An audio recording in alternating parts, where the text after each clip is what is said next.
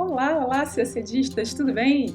Bem-vindos ao canal Pupila do Barão, do CACD a Diplomacia. Mais um sábado e hoje nós trazemos mais uma vez a terceira parte da entrevista com o diplomata Marcílio Falcão, ainda falando sobre o CACD.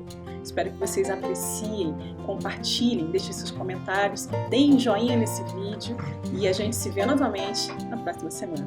Tchau, bons estudos, sucesso e vamos juntos até o Itamaraty.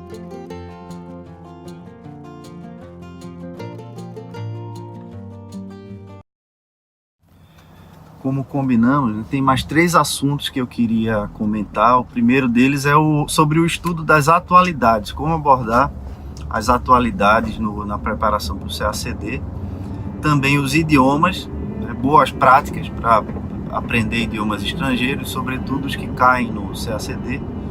E as vantagens do estudo em grupo, que é um recurso antigo, né? As pessoas sempre se juntaram em grupos para estudar, mas hoje contamos com muitas ferramentas modernas de colaboração e cooperação online que podem potencializar os ganhos, né, do estudo em grupo. Bom, sobre o primeiro tema, atualidades, eu acho que o maior erro de todos que nós cometemos quando nos preparamos para o CACD é querer ler tudo que sai em jornal e revista e internet sobre temas relacionados à atualidade, por mais que esses temas caiam no concurso. Por quê? As pessoas tendem a dar uma ênfase ou aplicar um tempo superior ao que o assunto realmente merece. Pelo seguinte, claro, é importante que você conheça os assuntos que são tratados, o desenvolvimento de cada tema desse que pode ser cobrado em prova. Mas a verdade é que você tem tantos outros assuntos para estudar que se você dedica 30% do seu tempo a ler matéria de jornal, você pode até aumentar a sua chance de acertar aquelas questões específicas sobre atualidades, mas você deixa de estudar muita coisa, né? E sua nota vai tender a cair em outros assuntos, em outras matérias. Se você olhar bem, pega uma prova antiga e a última talvez e tenta enxergar, analisa as questões de política internacional, geografia também, e tenta analisar quais delas realmente dependiam da leitura assídua e intensa de matéria de jornal. Você vai ver que uma ou outra, claro, se você nem, vamos levar ao extremo, você não lê jornal, não se atualiza, né? Só responde a prova com base em conhecimentos de Facebook e Instagram. Você pelo menos tem uma noção do que está acontecendo. E aí você vai fazer essas questões. Possivelmente você vai acertar um número de questões, pode não acertar todas, mas algumas você vai acertar. Então você calcula a diferença, né? É um exercício hipotético. Se você fosse calcular a diferença entre o que você acertou sem ter lido nada e o que você teria acertado sem acompanhando tudo que sai em jornal, você vai ver que a diferença de pontos pode nem ser tão grande em termos absolutos, né, e relativos também. Então, no conjunto da prova, aquele ganho marginal de pontos em função de você ter estudado notícias intensamente, ele vai ser pequeno. Se você parar para refletir um pouco e olhar as melhores respostas, vocês vão ver que a capacidade analítica do candidato pesa muito mais, né? Então, qual a solução para isso? Tratar as notícias de jornal como se fossem temas do edital, como qualquer outro.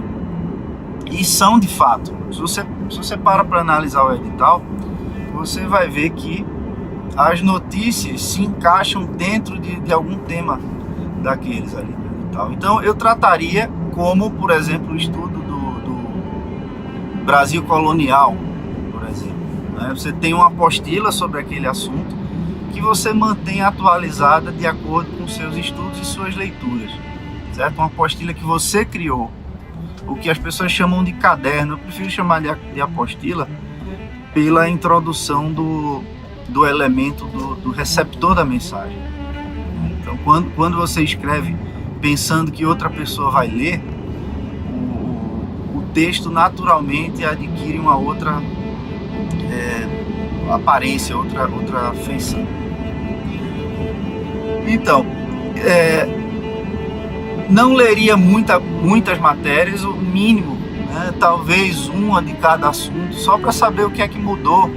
E aí você vai lá na sua apostila do assunto e modifica aquilo. É uma forma que poupa tempo, né? Vai poupar muito tempo. O exercício de ler matérias, ele não é tão específico dentro da ótica da especificidade. Eu deixaria essa leitura de matérias de jornal, de atualidades, para a última atividade do dia, né? Contanto que não seja a de escrever sobre um tema desses, de forma mais analítica e mais profunda. Nesse caso eu deixaria para ser a primeira atividade da manhã. E no final do dia eu pego o jornal, a plataforma de clipe que vocês estiverem usando, o sistema de compartilhamento de notícias que vocês estiverem usando, olha uma matéria só de cada assunto e complementa lá na sua apostila, ou mapa mental também.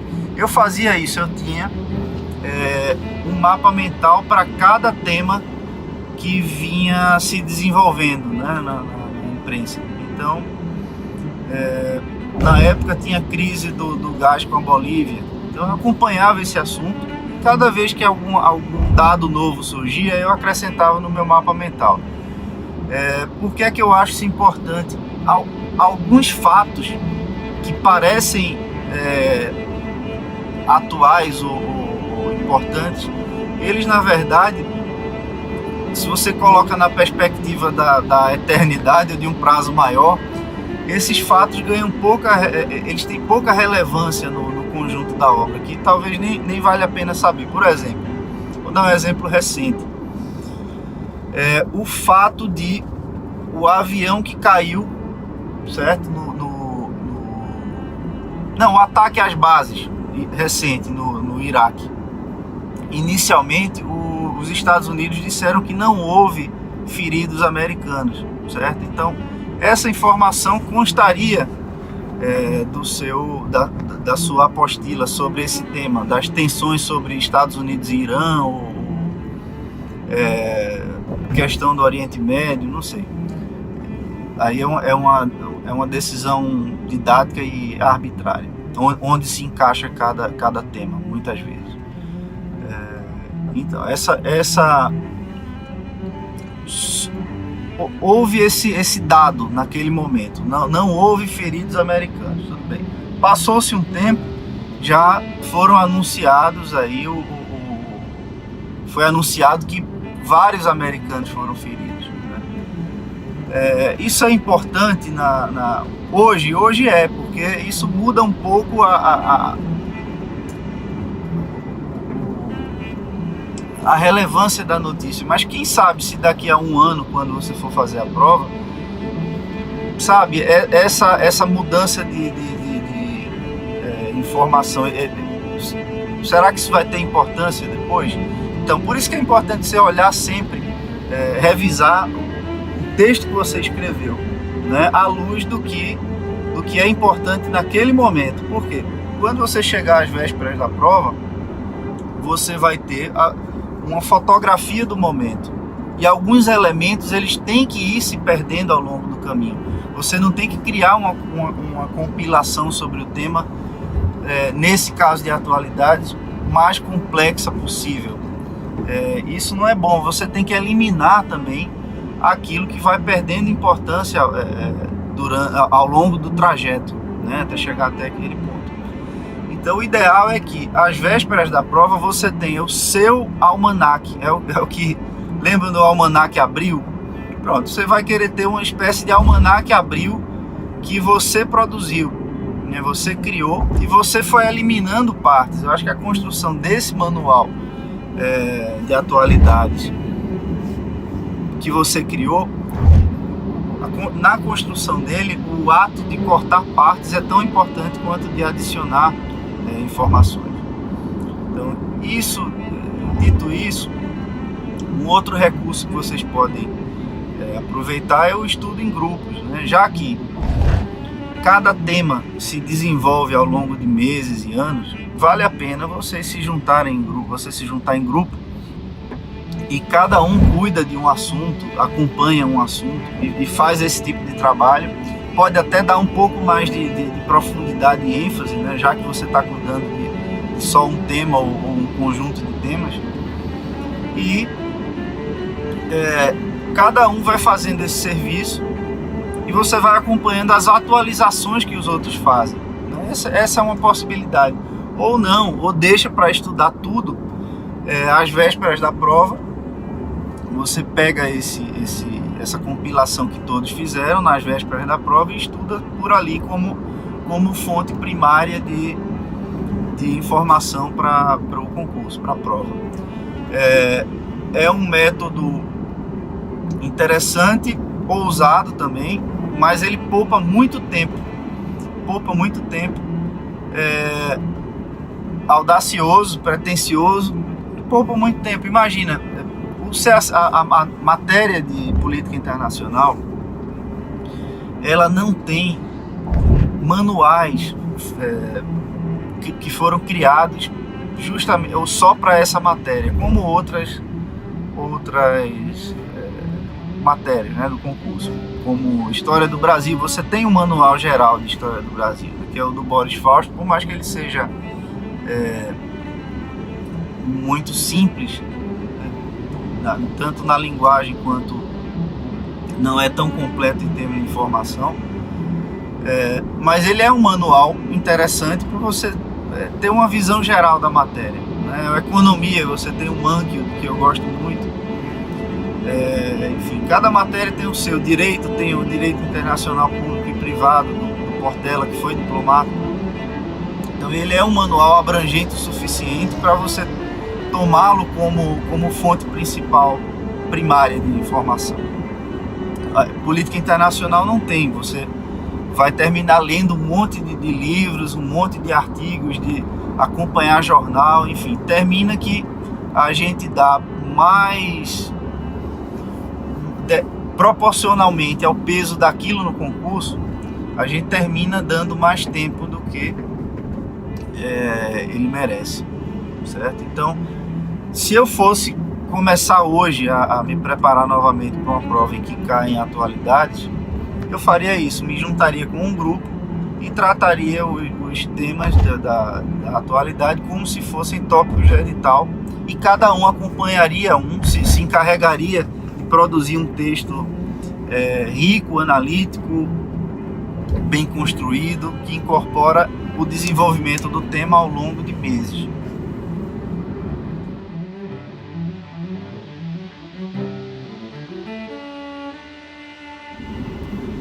Sobre o aprendizado de idiomas, eu fui professor de idiomas um bom tempo da minha vida e foi a porta de entrada, talvez, para eu me interessar pelo tema do aprendizado, né, da aprendizagem acelerada. Quando eu dava aula, eu lembro que minha maior preocupação era fazer as pessoas encontrarem relevância daquilo que elas estavam estudando dentro do contexto, né? Ou seja, para aprender idioma, eu acho que o contexto e a especificidade são talvez os elementos mais importantes. Você aprender um idioma sem ter muito claro para que você quer aprender vai te trazer um monte de distrações. E isso acontece tanto no CACD, é incrível como as pessoas se confundem e terminam abraçando um monte de métodos que, no fim das contas, mais do que ajudar, eles atrapalham. Eles só trazem problemas a mais com que você tem que aprender a lidar, né? O campo de idiomas, se você pesquisar na internet, você vai ver que talvez seja a área de conhecimento humano para a qual há a maior quantidade de cursos. Você vê plataformas, você vê professores, você vê aplicativos, enfim, cursos de todo tipo. Você consegue encontrar para aprender idiomas. E eu acho que não há nenhum tema sobre o qual as pessoas pararam tanto para pensar em construir métodos de acelerar o aprendizado, né? E quem quer aprender um idioma normalmente quer aprender para ontem, né? Eu quero aprender inglês em 6 meses, inglês em 1 ano. É sempre assim. Olha, primeiro ponto, o inglês do CACD, ele é tratado na linguagem escrita, então todo elemento de oralidade na sua preparação tem que ser eliminado. Esse é o primeiro ponto. Cursos de inglês instrumental, eles são muito mais úteis do que cursos de conversação. Pelo amor de Deus, se você quer estudar para o CACD com curso de conversação, você está perdendo seu tempo. Tá? Métodos de conversação, eles são baseados em tarefas específicas para tratar da competência da fala, como se diz, o speaking, né? E listening, mas um pouco até da escrita e leitura, mas sobretudo um curso voltado para conversação, ele vai trabalhar na linguagem oral. O professor vai se comunicar com você pela linguagem oral. Então, e isso introduz distrações extremamente desnecessárias. Se você faz um curso de 2 horas por semana de inglês de conversação, aí você soma isso, o tempo de deslocamento e até o desgaste mental, né? Você está envolvido em uma outra atividade que não está diretamente relacionada com o concurso. Não é à toa que as pessoas se frustram quando fazem 10 anos de inglês,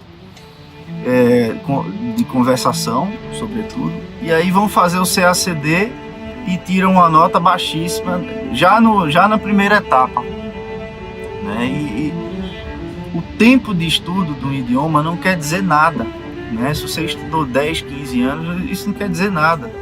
Do mesmo jeito que musculação, para quem faz há 10 anos, não quer dizer que essa pessoa é avançada em musculação, né? Se você faz errado ou não dirige os esforços para o objetivo que você quer desenvolver, você termina alcançando mais de um objetivo, mas nenhum de forma plena.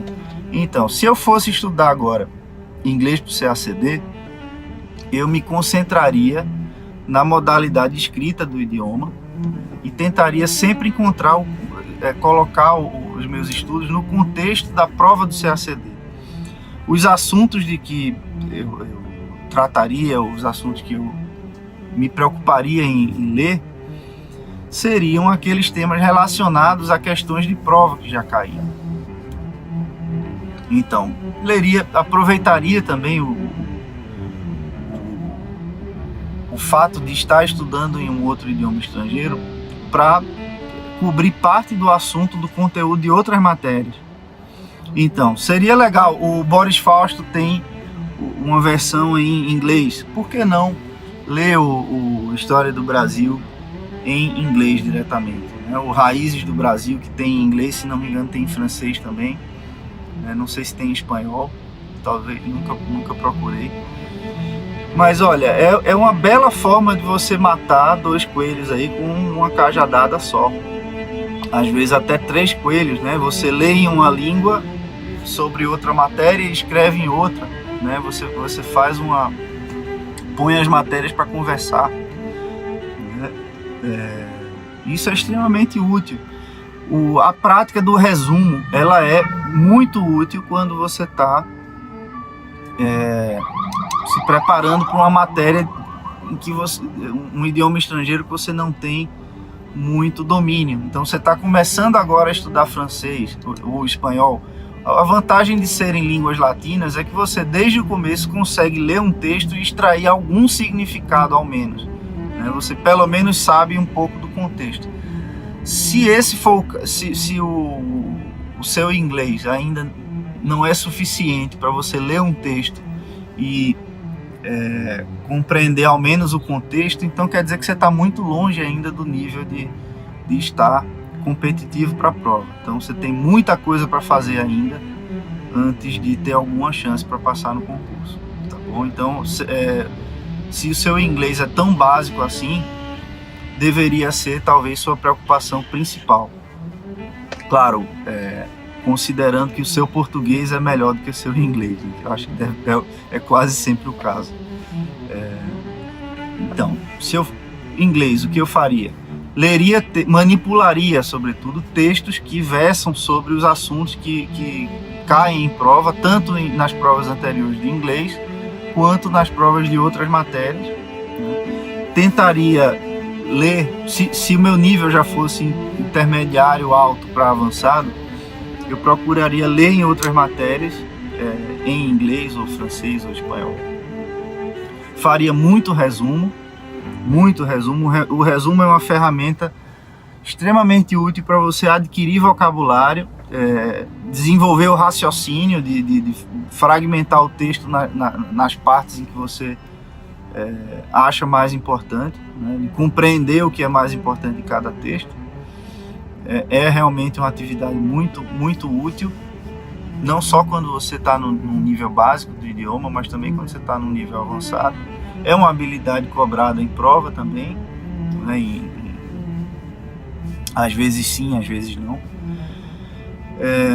Vai ser útil para outras matérias também. Você saber fazer um resumo é útil para qualquer matéria, né? Teria, claro, eu posso chamar de dicionário temático.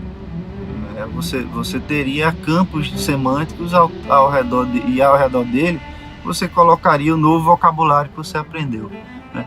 Colocar aquele conhecimento em contexto talvez seja a forma mais útil de você se apropriar do conteúdo, né? Você já deve ter ouvido isso 1000 vezes, mas quem já teve numa situação de viagem em que precisou usar determinada palavra, você sabia a palavra em português, mas não sabia como era em inglês, e aí você, por alguma razão, alguém te ensinou, você pesquisou no dicionário e usou aquilo numa situação concreta, é possível que você não esqueça mais essa palavra. Eu lembro uma anedota. Eu fui fazer uma missão na Líbia uma vez, acho que foi em 2010 ou 2009. Fui fazer uma missão na Líbia e eu tinha uns dias de férias, aproveitei e parei na Itália, 3 dias na Itália para conhecer. Eu não conhecia Roma, só que eu soube disso 2 meses antes, que eu ia para a Líbia e ia parar 3 dias na Itália. Então eu disse, bom, vou aprender italiano, né, nesses 2 meses para chegar lá e me desenrolar, e eu ia sozinho. E era uma razão concreta, legítima, para eu querer aprender um idioma.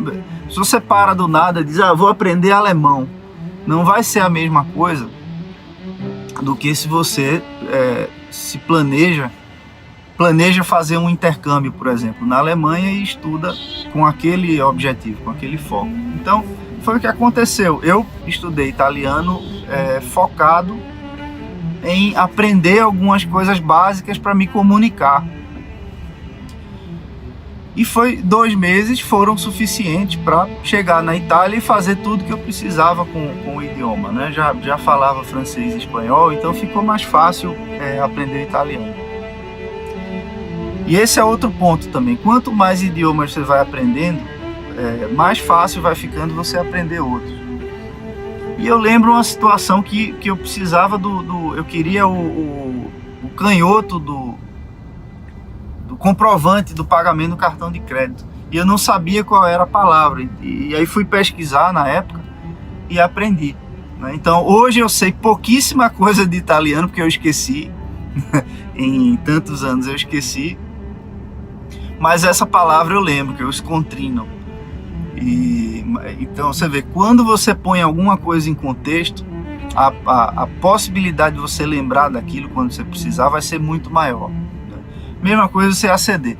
Você aprende uma lista, você lê um texto que para você tem alguma relevância, tem algum significado, tem a ver com alguma matéria do concurso, e você aprendeu alguma coisa útil naquilo ali. Se você escreve sobre aquilo, usando aquelas novas palavras que você aprendeu no texto, a chance de você lembrar dessas palavras depois ou usá-las dentro de um outro contexto é muito maior, né? A gente aprende por associação. Então, quanto mais você usa uma palavra em contextos análogos e até diferentes, mais você se apropria daquilo e aquilo passa a fazer parte do seu vocabulário ativo. Então, uma outra estratégia para aprender melhor os idiomas e inclusive colocá-las dentro de um contexto de relevância é ter uma espécie de diário de estudos, né? Então você pode no final do dia escrever ali um parágrafo ou dois sobre o que foi mais importante que você aprendeu naquele dia. Pode ser sobre uma outra matéria, aliás, é até melhor que seja. Então, se você estudou hoje o período militar, está na moda, né? Você, ao fim do dia, quem sabe escreve um parágrafo em inglês ou em francês ou em espanhol, resumindo um pouco o que você estudou naquele dia. Tá? Essa é uma forma de você incorporar o estudo dos idiomas um pouco a cada dia. Então tem diversas estratégias. Eu falei delas num artigo específico para idiomas no meu blog da Pretéria, tá bom? Então é isso, pessoal. Vamos encerrar essa terceira parte. Foi bem legal. Se vocês tiverem alguma dúvida, podem perguntar. Eu vou acompanhar os debates aqui na página do YouTube. Podem me acionar também no meu Instagram. Quem tem meu WhatsApp pode me mandar o WhatsApp também, se tiver alguma dúvida sobre algum assunto desses aqui. E convido a dar uma olhada no site da Pretéria e ler um pouco mais sobre esse assunto dos idiomas, que eu já escrevi sobre isso lá. Pretendo no futuro sistematizar um método de estudo de atualidades, mas ainda não está no forno, né, esse programa, esse método, mas isso vai acontecer em algum momento. Tá bem? Na próxima parte eu vou falar um pouco dos projetos que eu tenho para deixar o CACD mais acessível para todo mundo, né? Incluindo orientação gratuita para o concurso, os próprios textos da Pretéria, a UbiWiki, que é nossa futura Wikipédia do concurso, enfim. Então foi um prazer, até a próxima.